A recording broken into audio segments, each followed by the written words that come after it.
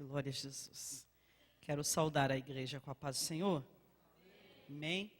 Louvar a Deus por essa noite, pela bondade e misericórdia do Senhor, de podermos estarmos aqui. Abra sua Bíblia no livro de Efésios. Louvado seja o nome do Senhor Jesus. Quero compartilhar com você a palavra determinada para caminharmos esta noite.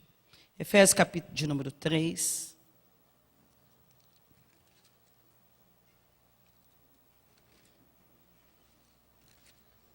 Todos acharam? Diga amém. Nós vamos ler 2 versos. Nós vamos ler primeiro o verso 1 e depois o verso 14, tá bom?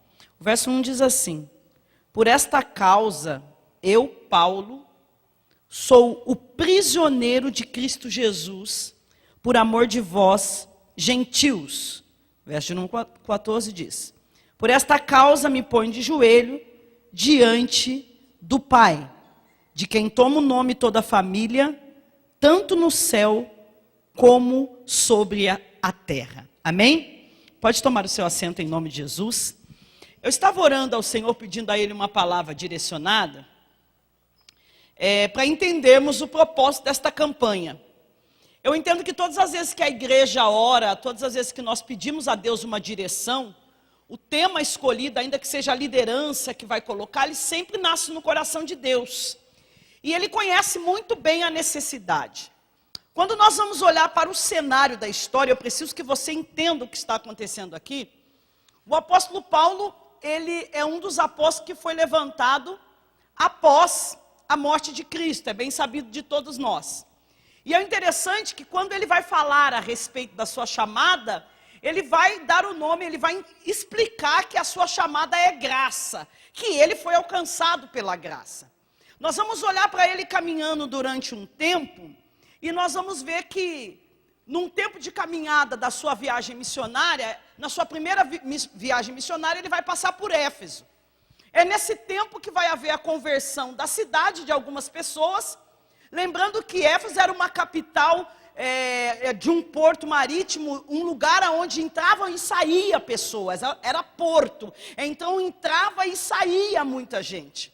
E nessa cidade havia também um centro de idolatria, havia naquele lugar um culto a Artemis, um deus.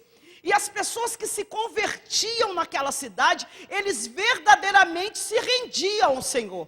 Eles entendiam que não era a sua cultura que iria prendê-los, agora aquilo que eles estavam recebendo do apóstolo Paulo. E nós vamos entender que ele vai escrever a carta, e ele vai mencionar deste tempo que ele passou por lá, e aonde ele funda uma igreja. A igreja de Éfeso é fundada naquele lugar, na sua 3ª viagem missionária. O texto vai dizer, a história vai dizer que ele passa 3 anos em Éfeso, estabelecendo a igreja de Deus naquele lugar.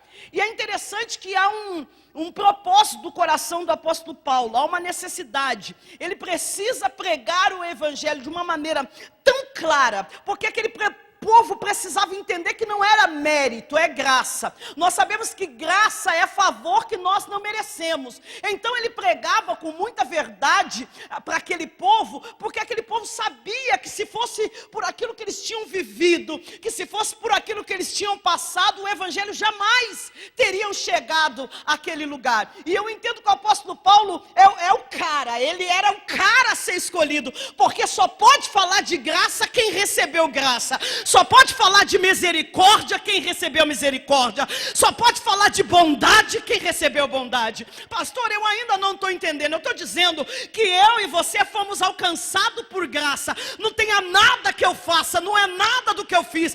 Graça é favor que nós não merecemos. É por isso que Deus nessa noite te trouxe aqui, para preparar você para ajudar outras pessoas. Porque um dia a graça te alcançou, e a mesma graça que te alcançou, eu estou liberando. Levanta a tua mão, vai alcançar o teu vizinho, a tua casa, o teu parente, o teu amigo. É esse o propósito. Quando é que ele está escrevendo a carta a Efésios? Você precisa entender isso aqui. Ele está preso em Roma. Quando ele chega em Roma para pregar o evangelho, a história vai dizer que botaram fogo na na cidade. Colocaram fogo em Roma bem na hora que ele chegou. Não tem aquele momento quando a gente chega, você fala, cheguei na hora errada? Quem já passou por isso? Né? Se eu soubesse, tinha vindo mais tarde, ou vindo mais cedo. Ele chega no momento que botaram fogo. E o que aconteceu? Ele foi culpado. O imperador culpou ele. E ele é levado à prisão.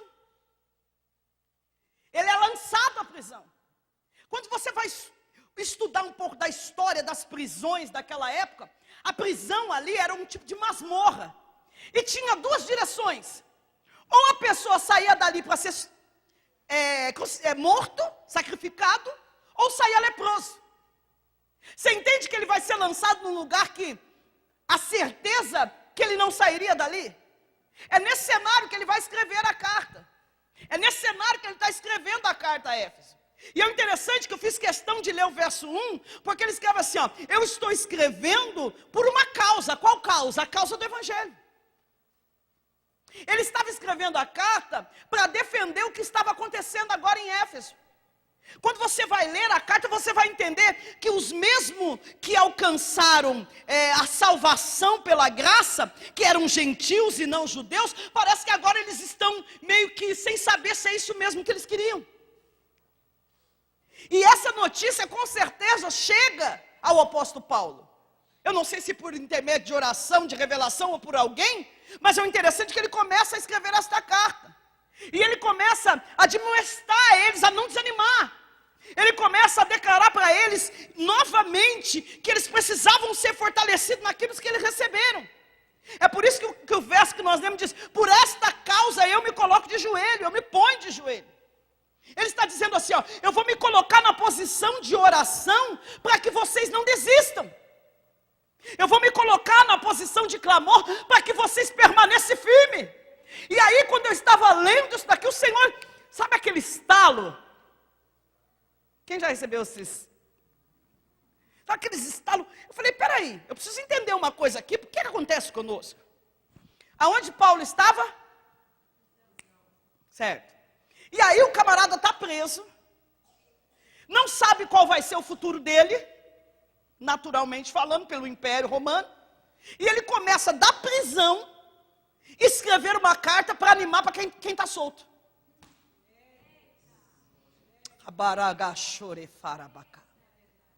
Ele está numa situação totalmente crítica, e ele está escrevendo uma carta para dizer para alguém que está lá fora, não desanima. E quando eu estava lendo, quando eu estava orando, esta tarde Deus falou comigo, muitos estão livres, mas se sente aprisionado. Esse é o tempo que Deus, independente da situação que você está passando, Deus vai usar o poder da oração para te levantar e para levantar outras pessoas. Quem é que nunca disse assim, eu não posso falar disso porque eu ainda não recebi? Levanta a tua mão e confessa agora. Como é que eu vou pregar cura se eu estou doente? Como é que eu vou falar que Deus abre a porta se eu estou desempregado? Como é que eu vou dizer que Deus liberta se eu ainda tenho vícios? Ele começa dizendo, eu, Paulo, prisioneiro do Senhor. Primeiro ponto dessa mensagem, você que tem que entender que essa prisão faz parte do propósito de Deus. Abaracalachúria. Sabe por que eu não deixo de pregar cura quando eu estou enfermo? Porque eu sei que até a enfermidade faz parte do propósito de Deus. Sabe por que eu prego que Deus é Deus da providência, mesmo quando a providência ainda não chegou? Porque eu sei que o vale também faz parte do propósito de Deus. Ele está dizendo, eu sou prisioneiro de Jesus. Você pode dizer para mim, eu sou prisioneiro de Jesus? Eu sou prisioneiro de Cristo Jesus. Ele está escrevendo a carta na prisão, e alguém do lado de fora pode estar falando assim, mas ele não é o apóstolo Paulo? Ele não é o cara que fundou a igreja? Ele não é o cara que os lenços dele curava? Por que agora ele está preso? Cadê o Deus a quem ele pregou? Não pode fazer nada por ele? E quem é que nunca passou por uma situação como essa? Quem é que nunca foi afrontado dentro da sua própria casa? Cadê o Deus que você serve? Cadê o Deus que você está nesta campanha de joelho? Cadê o Deus que disse que iria falar? Ah, mas eu vim aqui na condição de profeta, liberar uma palavra profética para a tua vida. Erabacala subiandaramai. Ainda que se levante uma multidão de pessoas, não acreditando pelo meu estado, vão ter que acreditar porque Deus vai mudar. Eu vou te dizer uma coisa, o que você está passando não é permanente, é só um estado, vai passar. O que você está passando não é permanente, é um estado, vai passar. O meu estado não define quem eu sou.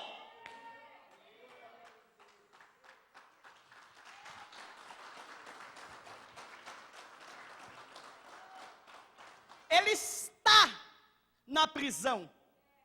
E ele está dizendo, eu sou prisioneiro de Cristo, eu não sou prisioneiro do imperador romano.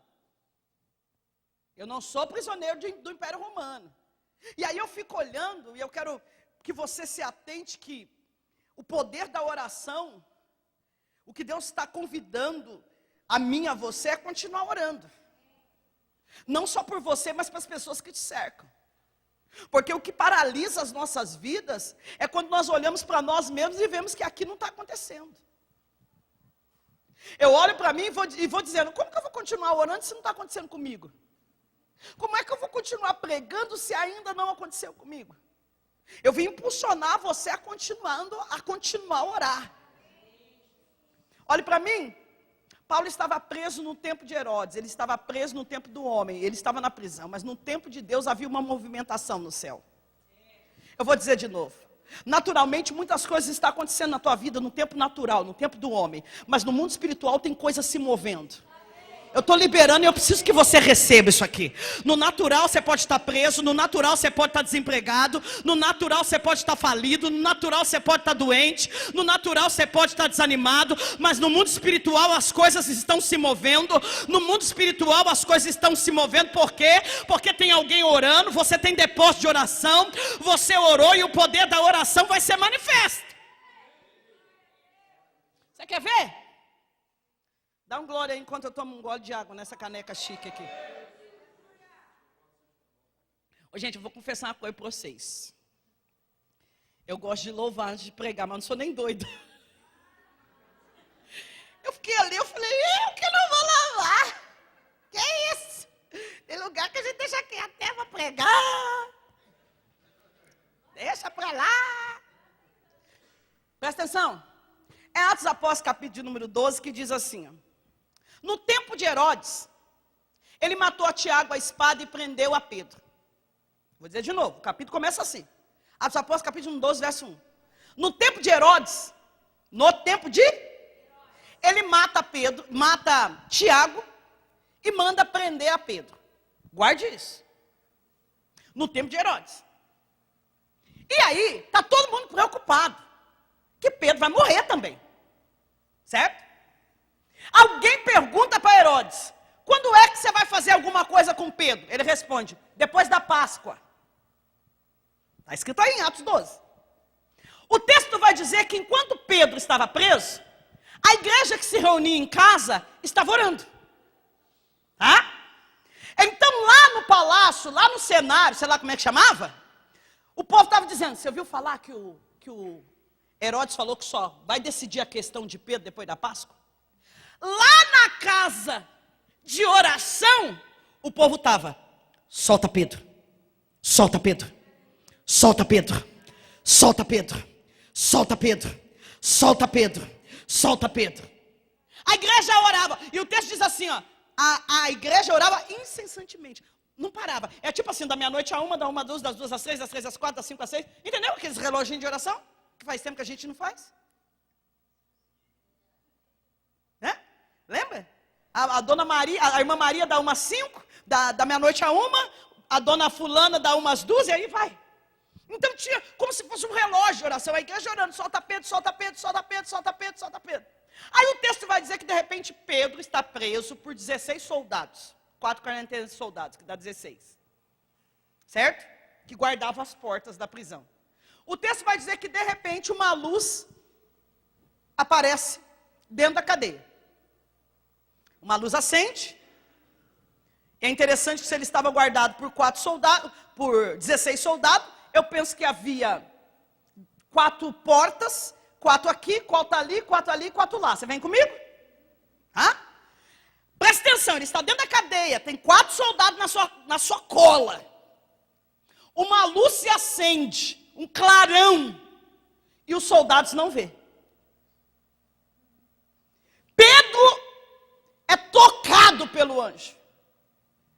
O anjo fala, levanta e se veste. Ele levanta, ele começa caminhando, o anjo diz para ele, vamos ler? Atos Apóstolos, capítulo número 12.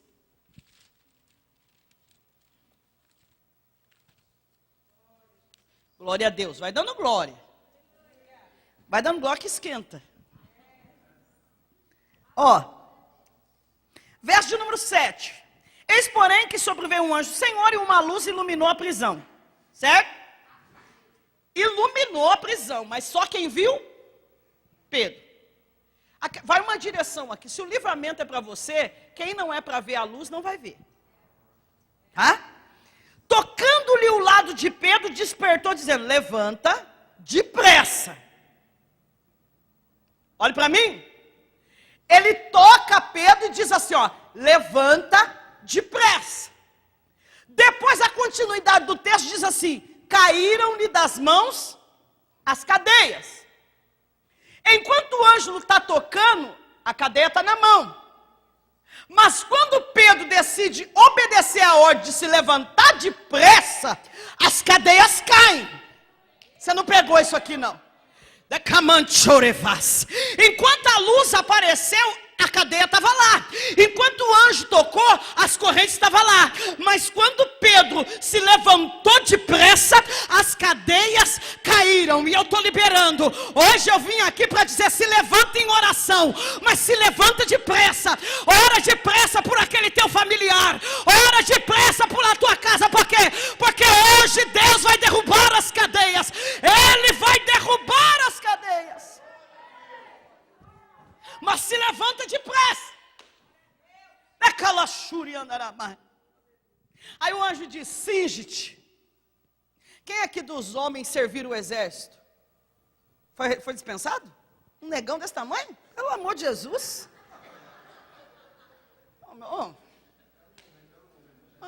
Meu. Você, negão? Mano. Aí não dá, né? Mas eu me lembro, lá no interior, eu sou do interior, eles falam, fazer o exército, né? Servir o exército.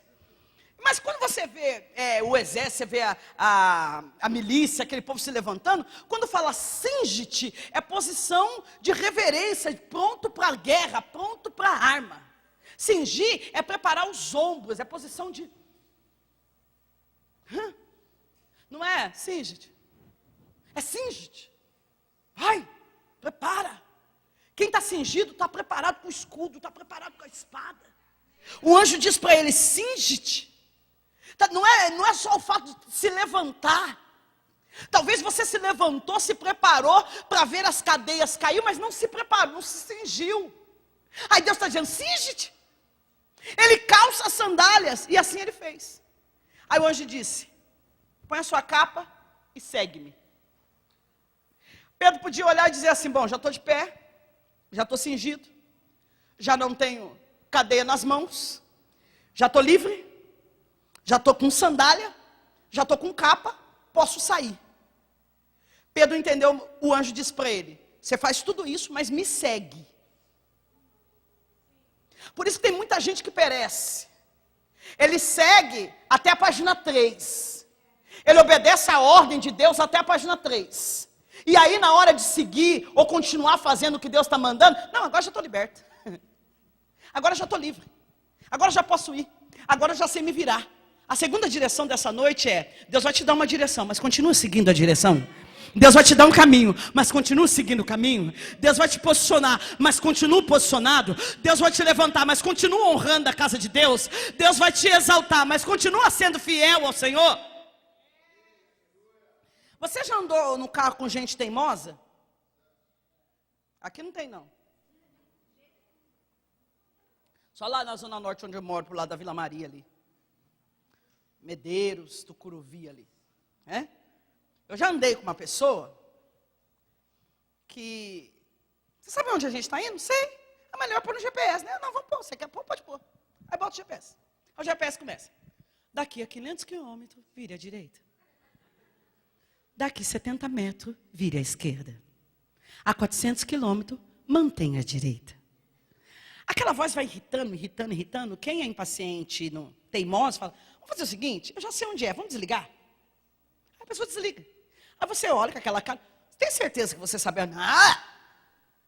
Conheço tudo aqui. Que eu sei andar. Aí começa a andar, com o GPS desligado. Aí anda. Aí você percebe que você já passou desse lugar. Aí você dá uma olhadinha e fala, a gente já não passou aqui? Mas acho que é. A pessoa que não quer se convencer, né? Você não acha melhor ligar o GPS? É com muito custo, muita insistência, a pessoa liga o GPS. Quando liga o GPS, que ele começa a andar, a primeira coisa que a mulher diz é, recalculando a rota.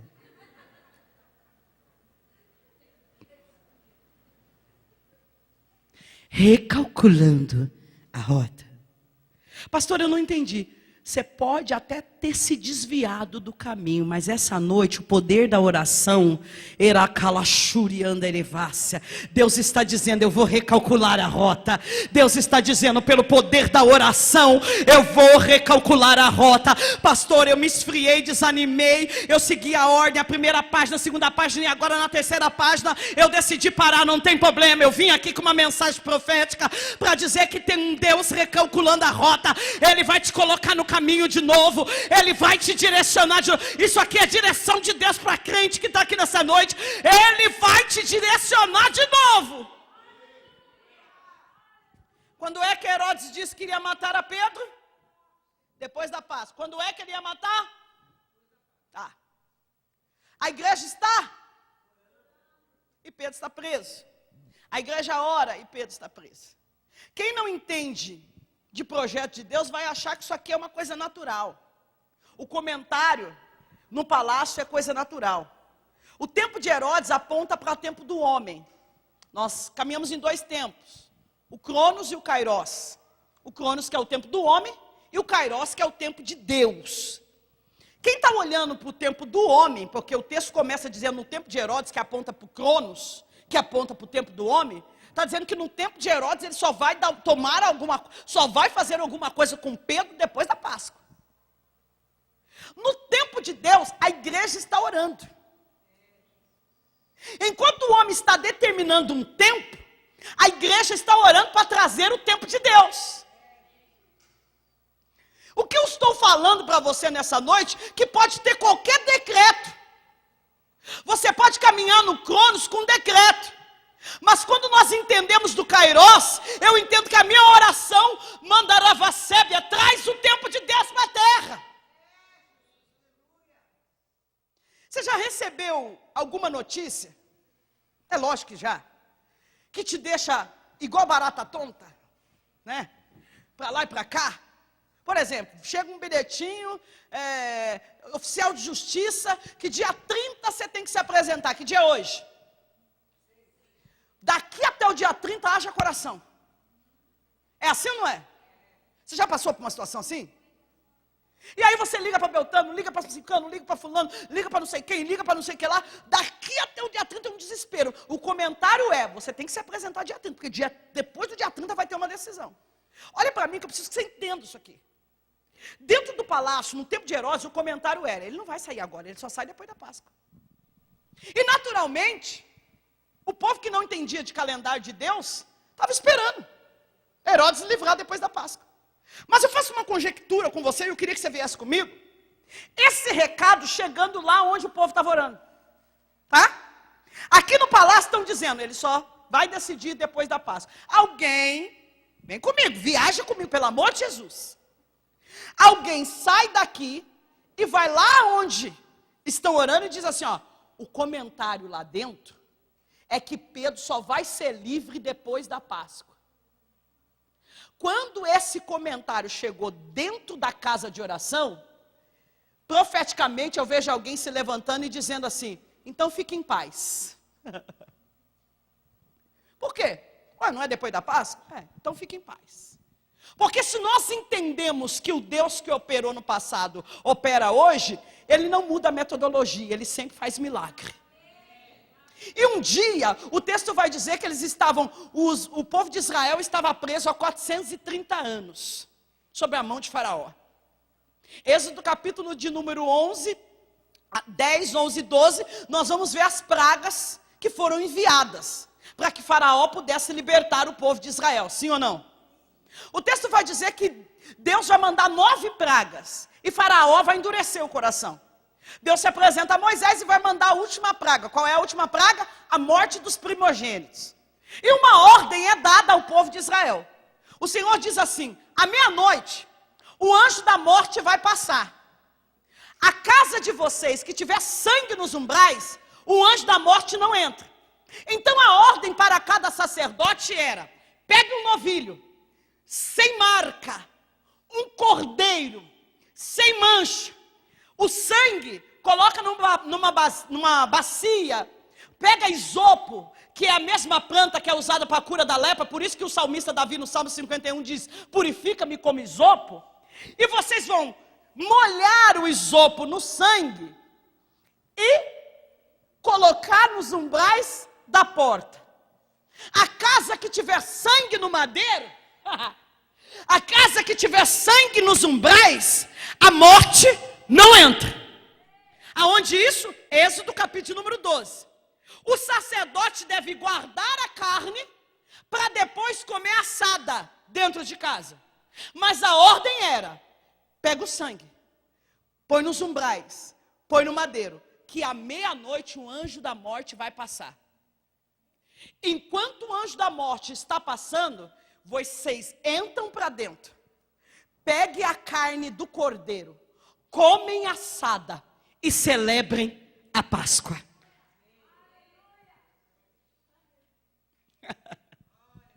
É por isso que a palavra Páscoa significa saltar. Deus está dizendo: enquanto vocês estão aqui dentro com sangue nos umbrais celebrando a Páscoa, a morte chega até a tua porta, mas ela pula. A morte chega até a tua porta, mas ela pula. E aí, pastora, e aí que quando esse recado chegou lá no círculo de oração, que Pedro ia morrer depois da Páscoa, eles se lembraram de Êxodo 12 e diz: não, depois da Páscoa ninguém morre. Depois da Páscoa é libertação para Israel. Depois da Páscoa o povo foi liberto de 430 anos de prisão. Não vai ter morte. Eu estou liberando isso aqui. Morte não aponta só para o físico, se aponta para a falência daquilo que Deus já projetou, e Satanás está dizendo que vai falir. O teu ministério, a tua história não vai falir. Você pode dizer: eu continuo de joelho. Você pode olhar para alguém que está do teu lado e dizer: continua de joelho por mim, pelo amor de Jesus. Ele está dizendo: por esta causa eu me coloco de joelho, para vocês não desanimar. Mas você pode olhar, mas ele estava aprisionado. Ele está preso. E nós damos muita desculpa para Deus. Eu não fiz porque não dá para falar do que eu não vivo. Quem já deu? Levanta a mão devagarzinho assim, ó. Quem já deu essa desculpinha amarelinha aí? Não, pastora, eu não estou bem para ministrar, porque... Você pode ministrar louvor? Não, eu não estou bem.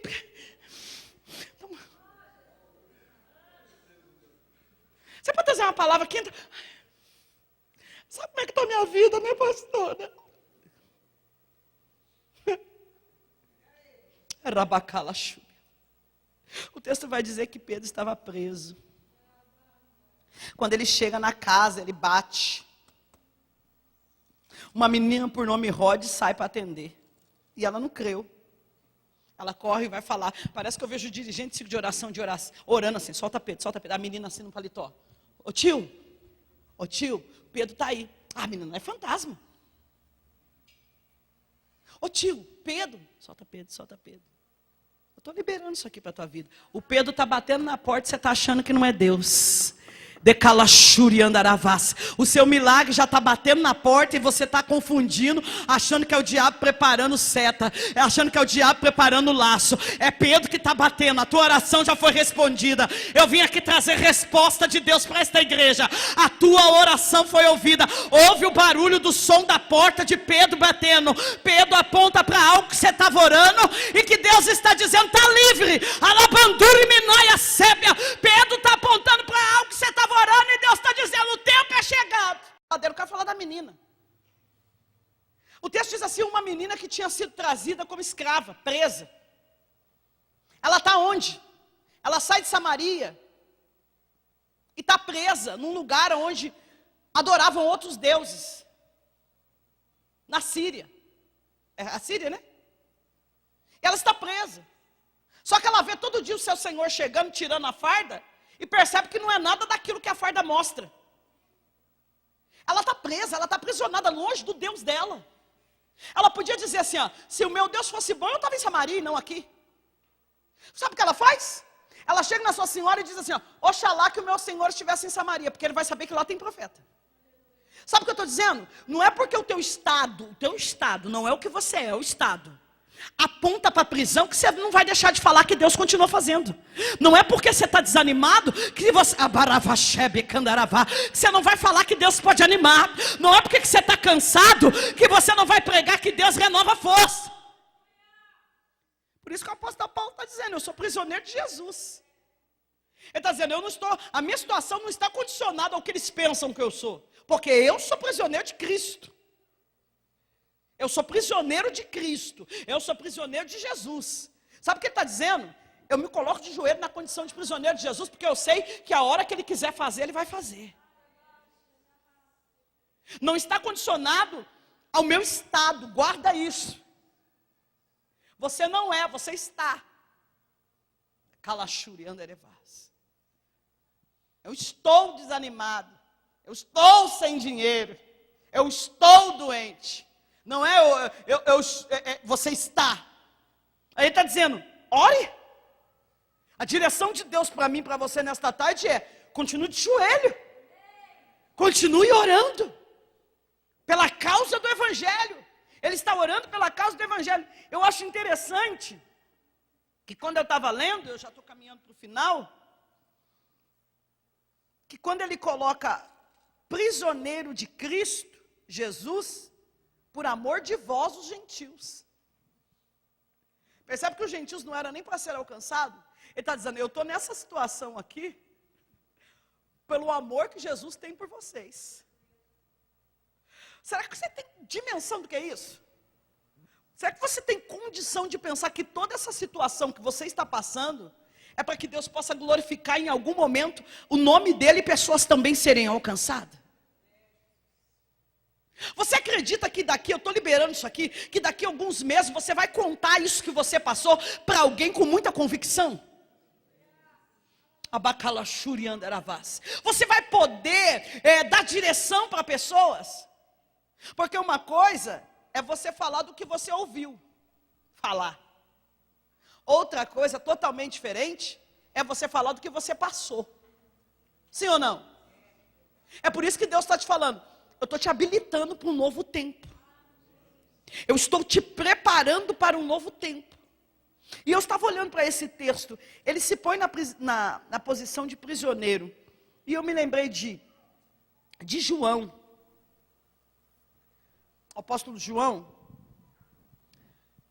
O texto vai dizer que, eu penso que o tempo do ministério de João está bombando, né? A igreja primitiva, ela vem crescendo. Os sinais, as maravilhas vêm crescendo junto. E aí, querem parar o ministério de João e ele é levado para a ilha de Pátimos. Ele é aprisionado para parar aquilo que ele está falando. Tá? Ele é levado para a ilha de Pátimos porque a ideia é o quê? Para que não seja pregado o evangelho que ele está anunciando. Quando ele chega em Pátimos, ele não pode mais pregar. Mas não é porque ele não pode falar que ele não pode ouvir. Ele está em Pátimos. Olhando para ele naturalmente falando, ministerialmente falando, é o seu pior momento. Então, eu estou liberando para você que o teu pior momento pode ser o melhor momento para Deus glorificar o nome dele na sua vida. Você não entendeu? Eu vou dizer de novo. O teu pior momento pode ser o melhor momento para Deus glorificar o nome dele na sua vida. Ministerialmente, olhando naturalmente, era o pior momento de Paulo, de João. Ele está preso na ilha de Patmos, carregando pedra, aprisionado. Aí o texto vai dizer no capítulo Apocalipse, capítulo de número 1, verso de número 1, que ele recebe a revelação. Todas as vezes que você vê que recebe a revelação, é segredos que Deus decide contar aos homens. Tá? Ele está preso em Patmos e Deus decide revelar para ele coisas do céu. Deus decide revelar, contar a ele segredos. Só que quando João vai para a ilha, ele entra na ilha com um diferencial que os outros apóstolos não tinham. Por quê? Ele era discípulo, apóstolo e ele era profeta também. Diferente de Mateus, Lucas, Marcos. Só João é considerado profeta. Só que quando ele está em Patmos, ele não é visto nem como evangelista. Eu falei discípulo, perdão, evangelista. Ele é evangelista, ele não é visto como evangelista. E ele também não é visto como profeta. Quando ele está em Patmos, ele recebe a revelação, segundo Apocalipse 1:1, na condição de servo. E o texto vai dizer que Deus não dá ao profeta. Deus não entrega ao discípulo. Deus não entrega ao evangelista João. Deus entrega ao servo João. A maior revelação que é o Apocalipse não é entregue para o profeta. É entregue para João na condição de servo. E eu fiquei pensando, já meditando há um tempo nisso, por que Deus não diz assim, que a revelação é dada ao profeta, e sim ao servo? Porque o original aqui da palavra servo é doulos, diga comigo doulos, que aponta para escravo. Ele está dizendo, eu vou entregar a maior revelação desse tempo para um escravo. Não para o profeta. Não para o evangelista. Mas eu vou entregar para o escravo. E eu, pensando nisso aqui, fiquei tentando entender o porquê que Deus vai entregar essa revelação a escravo. Você precisa entender de Êxodo, capítulo número 21, verso 7 a seguir, que fala a respeito dos escravos, das leis dos escravos. Como acontecia? O escravo, quando ele era levado para a casa do seu senhor, ele era obrigado a servir o seu senhor por 6 anos. Tudo bem?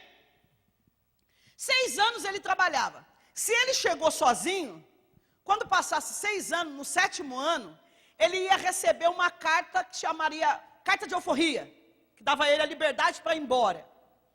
Se quando chegasse os 7 anos que ele trabalhou, ele tivesse esposa, filhos, podia levar. Tá bom? Isso está em Êxodo capítulo 21. Ele era escravo. Porém, é o mesmo capítulo 21 do número de Êxodo que diz assim: o escravo podia decidir ficar se ele quisesse, por amor ao seu senhor. Se ele amasse muito o seu senhor, ele trabalha 6 anos esperando ir embora. Mas no 7º ano, por amor, ele decide ficar. É por isso que alguém olha para mim, para a tua história e diz assim: por que você não sai da igreja? Você passa tanta prova, por que você não desistiu? Hoje você vai ter resposta para ele. Hoje você vai ter resposta para ele. Você vai dizer: eu só não desisti porque eu sou um escravo de orelha furada. Eu poderia ir, mas por amor ao meu Senhor, eu decidi ficar. Eu poderia ir para qualquer lugar, mas por amor a Ele, eu decidi ficar. Porém, o senhor do escravo, ele tinha que fazer um ato para que todos soubessem que aquele escravo estava ali por opção. Não era obrigação, ele estava por opção. O que ele fazia? Ele pegava a orelha do escravo, levava até o umbrais da porta de uma madeira, e a orelha do escravo era furada na madeira. Alguém que passasse e olhasse o escravo dizia: nossa, tem um escravo aqui. Mas quando olhasse para o madeiro, dizia, mas tem sangue no madeiro. Você não pegou isso aqui não, né? Abacalachura bacandaravas. Alguém podia olhar e dizer, é escravo. Mas quando olhasse para a orelha e para o madeiro, dizia, é um escravo de olheira furada. É um escravo que decidiu olhar para o madeiro e dizer, se tem sangue no madeiro, eu vou ficar. Independente da luta, independente da prova, eu decido ficar. Você pode levantar a mão para dar glória? É por isso que você não decide, não desiste. Porque você é um escravo de orelha furada. Por amor ao seu Senhor, independente da luta que você passou até agora, você decidiu ficar. Alguém está olhando, está dizendo, Marisa, para com esse negócio de pregar o evangelho. Alguém está olhando, está dizendo, pastora Renata, para com esse negócio de igreja, para com esse negócio de continuar. Deus está dizendo, ela não desiste, porque ela é escrava de olheira furada. Por amor ao meu Senhor, por amor a Ele, eu decidi ficar. Isso, adora Ele. Sabe o que Deus está dizendo? Independente da prisão, independente de qualquer situação, continue de joelho. Independente do tanto de afronta, continue acreditando no poder da oração. Continue acreditando. Sabe o que eu entendo? Que um homem livre, ele pode decidir ser escravo, mas um homem que é escravo nunca vai poder decidir ser livre. Eu vou repetir de novo. Um homem livre, ele pode decidir ser escravo, mas o escravo nunca vai poder decidir ser livre. Eu vim aqui para pregar para doulos, para servos, para escravos de orelha furada. Você pode até ir, você pode até voltar para de onde você veio, você pode até desistir do evangelho, mas há uma cruz, há um sangue no madeiro. Todas as vezes que eu olho para o sacrifício do Calvário, eu digo, eu não vou por amor a Ele, eu não vou por graça, porque eu recebi graça dele. É por isso que o apóstolo Paulo está escrevendo na condição de prisioneiro. Ele está dizendo, por esta causa eu me coloco de joelho, para que vocês não desanimem, não olhem para o que está acontecendo comigo, não desanime. Quem sabe você está apontando para alguma situação da igreja, quem sabe você está olhando para alguém que está aqui na igreja, que está passando na prova, e está dizendo, como é que eu vou continuar se quem era o meu exemplo está desanimado? Deus está dizendo, continue olhando para o madeiro, continue olhando para o madeiro, continue olhando para o madeiro. Continue olhando para o madeiro. Continue olhando para o madeiro. Por esta causa eu me coloco de joelho.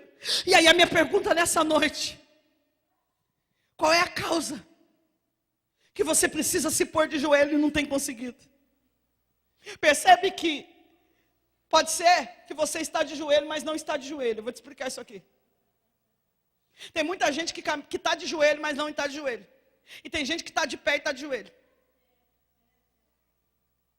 Como assim, pastora? Tem gente que dobra o joelho todo dia para orar, mas não aceita o que está passando. Não aceita que isso é um propósito de Deus para te preparar para algo. Então ele dobra o joelho para cobrar. Ele dobra o joelho para dizer, Deus, lá por onde eu moro tem uns crentes que é doido, sabe? Ele chega no culto tudo bicudo assim, ó, pastor. Fala assim, ó, hoje eu vou no culto para pôr Deus na parede. Que parede que cabe Deus? Tem gente que dobra o joelho para cobrar. Senhor, você já viu gente orando assim? Senhor, eu quero que o Senhor faça justiça. Quem já viu? Levanta a mão lá em cima, quem já viu?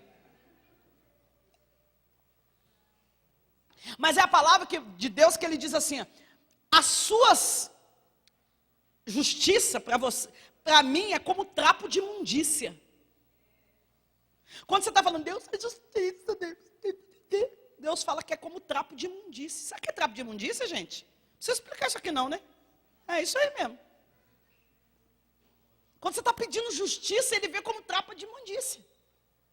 O Senhor não está condicionando, está falando para você assim, ó, você precisa estar de joelho, entendendo que é um propósito. Eu continuo por esta causa, eu continuo de joelho, eu me coloco de joelho. Essa expressão, eu me ponho de joelho, não está falando literalmente que ele ficou o tempo inteiro de joelho na prisão. Ele está dizendo assim, ó, por esta causa eu me coloco rendido à disposição de Deus. Eu me coloco rendido à disposição daquilo que Deus vai fazer. Será que você tem coragem de dizer isso para Deus? Senhor, eu estou à disposição daquilo que o Senhor vai fazer.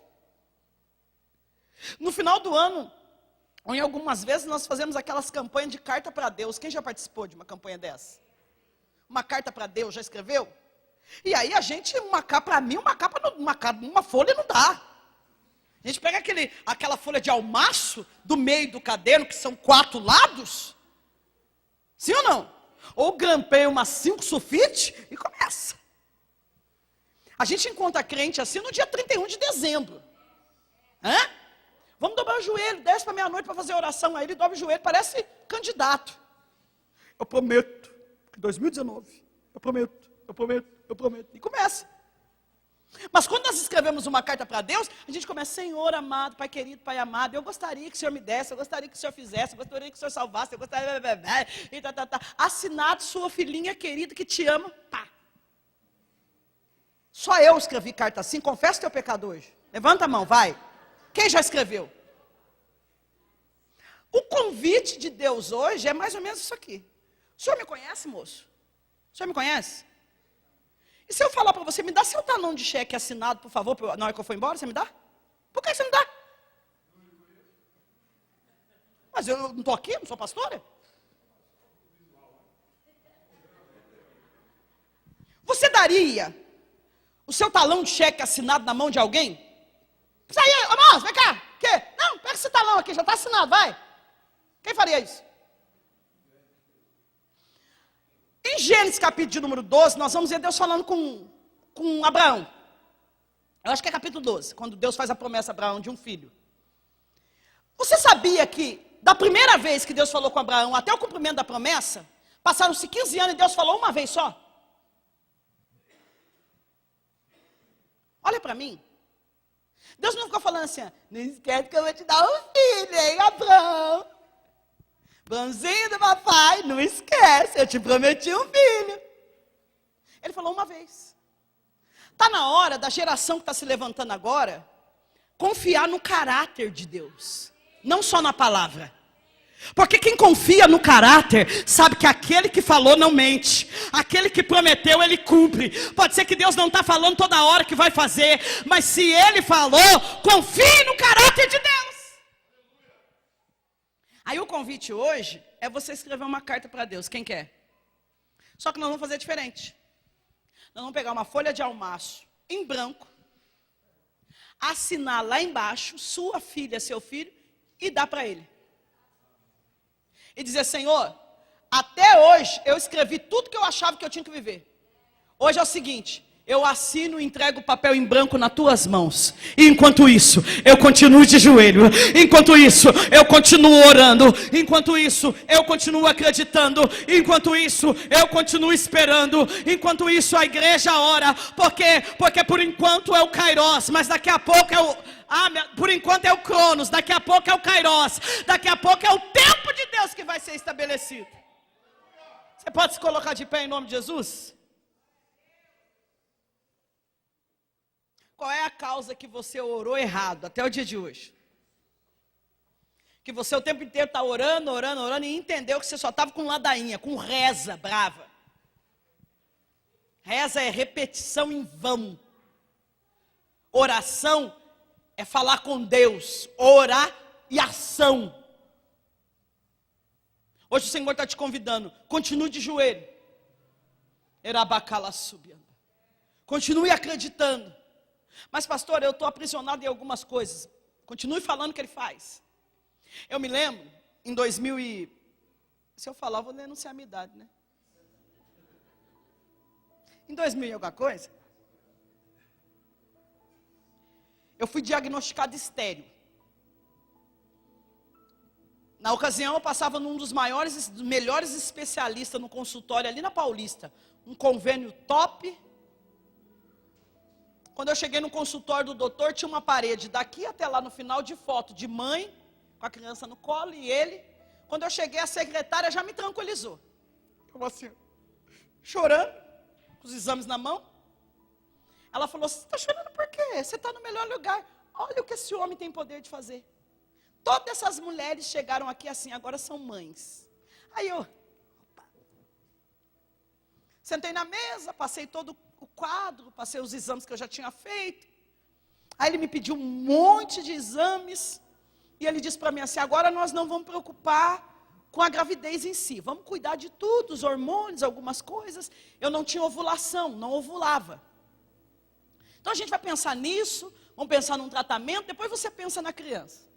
Doutor, mais ou menos quanto tempo? Ele falou, não posso dizer, mas descansa, a ansiedade também não vai te ajudar. Eu confesso que eu saí daquele consultório 2h da tarde, lá da Paulista, maravilhada, feliz da vida. Falei, não, agora se vai demorar 1, 2 anos, não importa, o homem é o cara.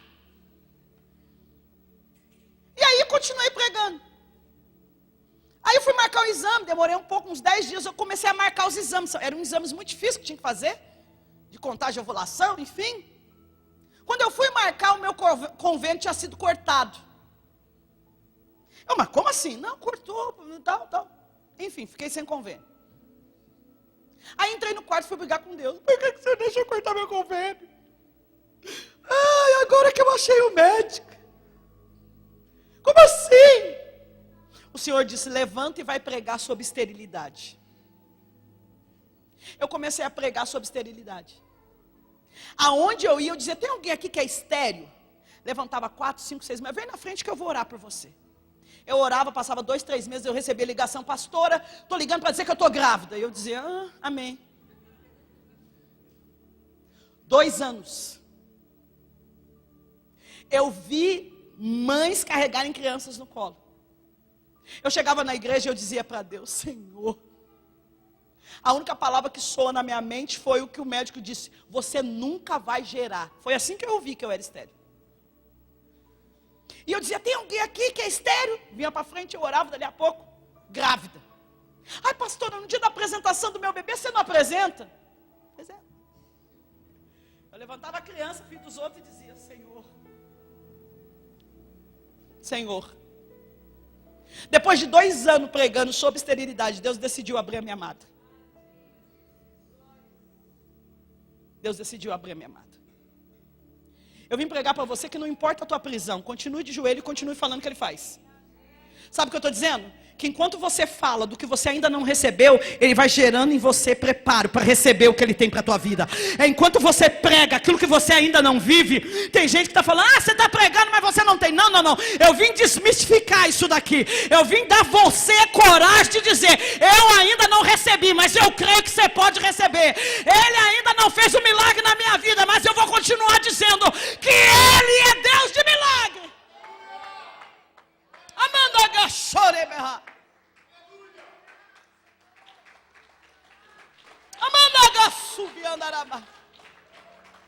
Eu me lembro, há 17 anos atrás eu fui recuperada do centro de São Paulo, da Cracolândia.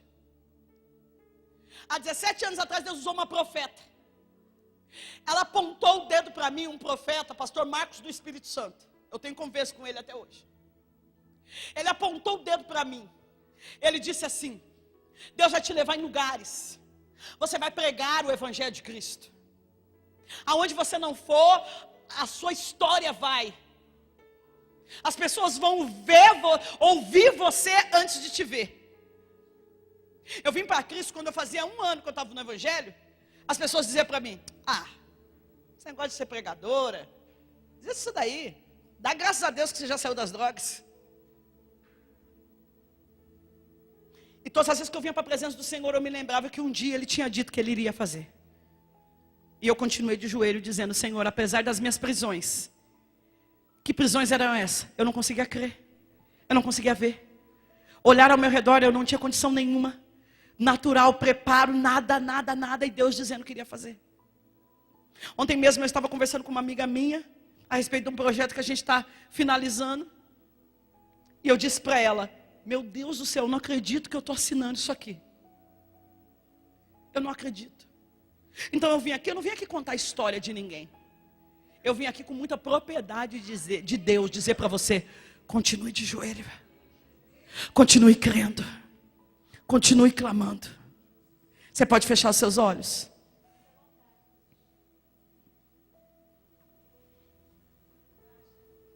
você cantar. Eu queria que você... Qual é a causa que você precisa estar de verdade de joelho? O que é que você diz para Deus? Senhor, enquanto o Senhor não fizer na minha vida, eu não vou fazer. Hoje Ele está dizendo assim, faz primeiro para mim. Ele está dizendo, oferece primeiro. Ele está convidando a você a se lançar, independente do que está acontecendo lá na tua casa. Você não... É um estado, vai passar. Vai passar. Tem tempo nas nossas vidas que parece que a única estação que nós estamos vivendo é o inverno, né? Aliás, nós estamos no inverno. Só que dia 22 de setembro desse ano, inicia a primavera. Sabe o que Deus está dizendo? O inverno vai passar. E a primavera vai chegar. E enquanto isso, continue crendo. No inverno a gente sai e vê tudo nublado, não vê folha na árvore, não vê pássaro cantando. É frio. Está tudo nublado. Você dorme no dia 21. Eu estou falando isso aqui, dia 21 você vai dormir com tudo nublado. Dia 22 você vai começar a ouvir os pássaros cantando. Porque a primavera, no tempo, e é isso que eu estou liberando no mundo espiritual. Hoje Deus está te tirando da mão de Herodes, pastora. Hoje Deus está te tirando da mão de Herodes. Deus está te tirando do Cronos e te colocando no tempo de Deus. Deus está tirando a igreja da mão do homem e te está colocando no tempo de Deus. Herodes já havia determinado algumas coisas. Herodes aponta para aquilo que é natural. No natural você diz, não vou fazer. No natural não vou continuar. No natural não vou ter recurso. No natural eu não vou conseguir. Mas Deus está dizendo, hoje eu trago para esta igreja, para os membros dessa casa, o Kairos, o tempo de Deus. Comece a orar aí onde você está. Se você quiser sair do seu lugar e vir aqui na frente, escute bem. Se for para você sair daí só porque eu estou falando, ou porque... Só saia daí se você tiver convicção que você cansou de viver no Cronos. Você só vai sair daí se você realmente quer sair da mão do homem e entrar no tempo de Deus. Só que deixa eu te dar um recado. No tempo dele ele faz como ele quer. Ele direciona como Ele quer. Enquanto a pastora Renata canta, você fecha seus olhos. E quem quiser sair do seu lugar, vir aqui à frente, pode vir. Abacala, chore, pandará.